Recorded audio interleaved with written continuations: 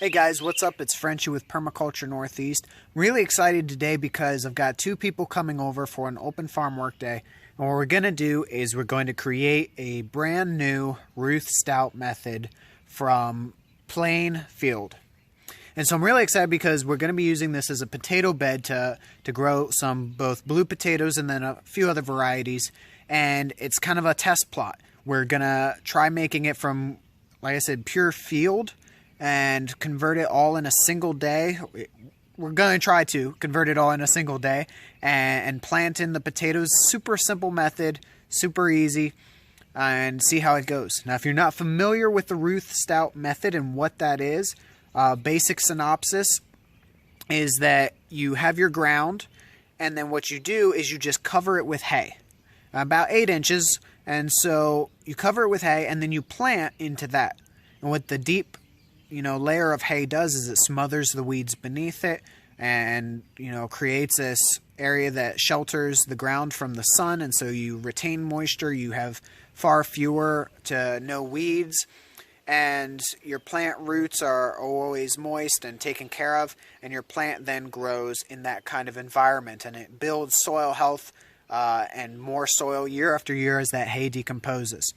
And you just add more. And so we're going to test out this method on kind of a mid-scale, not a small little bed, not large scale, but, a nice garden size. And we're going to create it from scratch, see how it goes. And I've got, like I said, 2 people coming to help me out with it. And we're going to test this out. So let's head over and see what we're dealing with here. Okay, so it's springtime here on the farm. As you can tell, we have a pear tree blooming there, and the existing food forest is growing. Kind of right now it's still at a forest floor stage. But then off here to the left, we've got some baby chickens in here. They've been working on just picking through things and eating a little bit of the grass. And so this whole area in here is all grass, field grass, a nice tough grass that's useful for a lot of stuff. Especially when it comes to the Ruth Stout method being working solely with hay. You don't hoe, you don't till, you don't weed, you don't water. It's a system that kind of takes care of itself. And so we'll be using a lot of the field grass from around the area and bringing it in, as well as some spent hay from the horse pasture. But this is what it looks like to begin with. Again, I've had the ponies, well, I've had a pony, Titan, our stallion, in here, and he's been grazing things down. I scythed some and have a little pile of hay a while ago.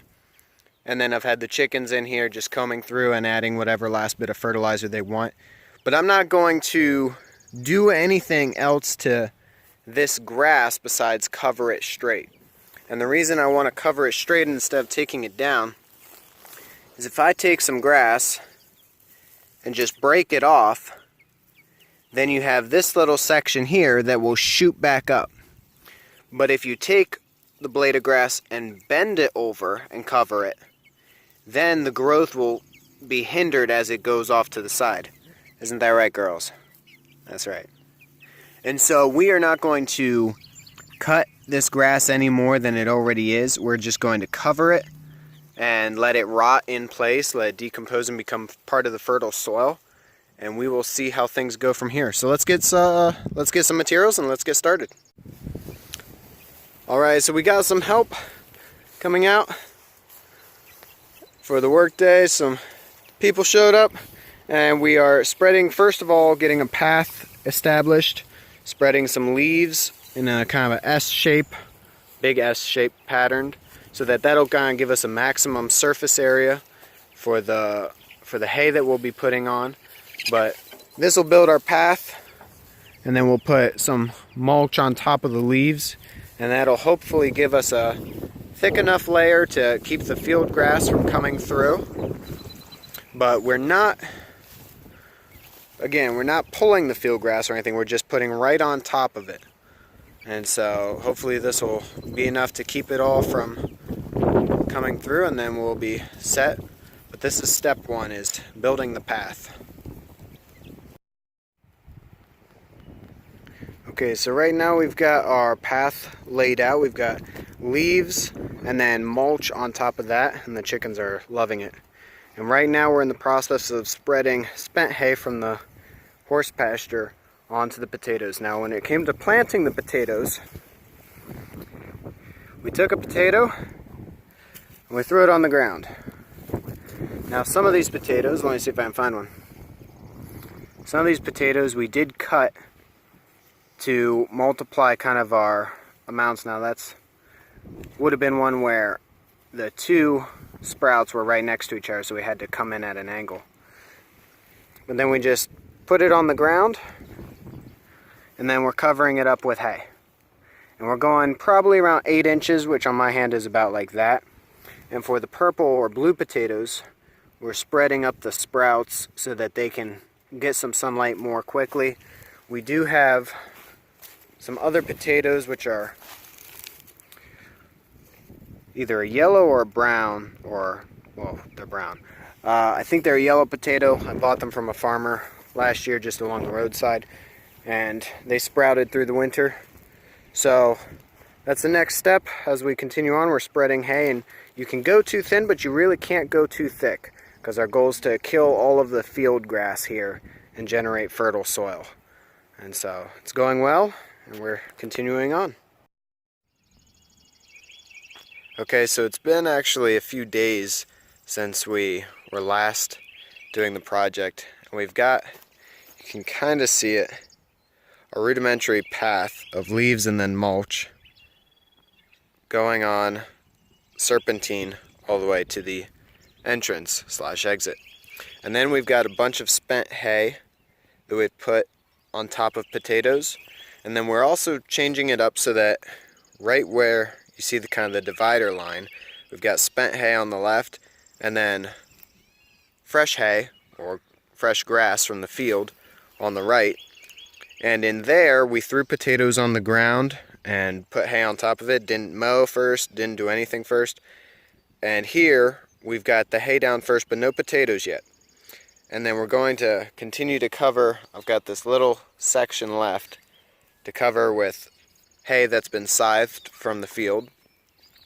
And after we cover it, I'll give it a few days, and then I'll plant the potatoes into the hay, so that we'll be able to see a comparison between potatoes that were just tossed down then covered and potatoes that were planted into a few days worth of hay that's been sitting there. And just, does the hay push down the potatoes too much to where it's harder for it to push through in this deep mulch system? Or when you have the hay, can you more easily dig a little hole into it, put your potato in there, and then it'll be easier for it to come up? So we'll see, we'll experiment, but I'm gonna finish. This is the second day of really working on it. Finish filling in this little area. I've even got a mulberry tree right there. It's hard to tell on camera, but I'll just go around him since right here he is. It's kind of camouflaged in there. I'll go around him, and since this will be existing food forest in a few years, leave him there and he'll just be part of our forest. So that's the second day of working and continuing on. Okay, let's take a second and pause by this broccoli and some potatoes real quick while I explain something. First off, I planted those guys last year. They came back. More on that in another video. Anyway, so I was building the Ruth Stout garden with some of my friends, and I continued on. I finished adding the grass that I had scythed. I planted the potatoes, and then I completely procrastinated on finishing up the video. So what that means is I'm going to finish it now, and I'm actually going to show you how it looks. It's been weeks, guys. So long that our potatoes that we first planted, those blue potatoes that you see, actually have sprouted. So they're coming up through the hay. I'm going to show you guys what it looks like. I'm also going to take the opportunity to show you how I maintain it. And so you're going to get to see how maintenance on a Ruth Stout garden actually works and how we're doing it here on the farm. So let's go take a look and see how things are going. Voila! Okay, so there's the garden. Here's actually the entrance here. I just have a roll of wire going around a post. Drop that. Got a pecan or pecan tree, whichever one you want to call it. We have a pile of hay here. Okay, so get this. Our path goes serpentine through the garden to kind of maximize our growing beds. Pile of hay by the entrance, or scythed grass. And as you go along the path, pretty soon, first off, you come across our little blue potatoes that are sprouting up in these neck of the woods. Where's the other one? I know there was another one. Ah, here he is. And so they're sprouting up. In fact, this little guy, little bugger, came up in the path. So that was a mistake. Anyway, we do have weeds. I know. Look at them all. They're all strewn out there. Okay, but seriously, we have some weeds and they come up in two different ways. First off, they'll come up as little individuals. This here's a little violet, and I just pluck them, just like that. When that's done, you see, here we got a little blade of grass. Reach down, pluck them, just like that. After that, you know, here's another little potato. We're going to go around and eventually, another potato. We're going to, okay, I'll stop showing you all the potatoes. We'll come across something like this, which is, you know, more defined grass, larger clump. And then, let's see, okay, actually here's an example. See, this hay doesn't look like all the rest. That's because underneath it was a bigger clump of grass. Now, I'm not going to spend all my time and effort pulling each individual piece. So what I did is I went back over to that scythed grass hay pile, grabbed a cluster, came over here, pushed down the grass, bloop, just threw more hay on top. That'll decompose in place, add more soil fertility, and hinder that grass. Hopefully it'll kill that grass. And that's that. I got another little cluster. Let me show you. Right over here. It's poking up through. It likes to do it right next to the path and the hay, but I'll just get another cluster of grass, cover that sucker up, and then we're good. I literally take less than 5 minutes every single day I come out here, and I don't even come out here every single day because, you know, I have a life other than my Ruth Stout bed. And so, pull that little guy, toss him. I come out here, I do this, and there's only like 2-3 species of weeds that are able to get through the mulch. We've got grass, wild violets, and I saw some dandelion greens, which I'll probably actually leave there because I like to eat them. And so, that's all the maintenance. That's all I'm doing. As time goes on, I'll show you what else we're going to do. And if there's any huge differences, I'll let you know. But once the potatoes start to grow up more and fill out this area, I'll give us, you know, a little update. But this is the maintenance of the Ruth Stout bed. It's super minimal.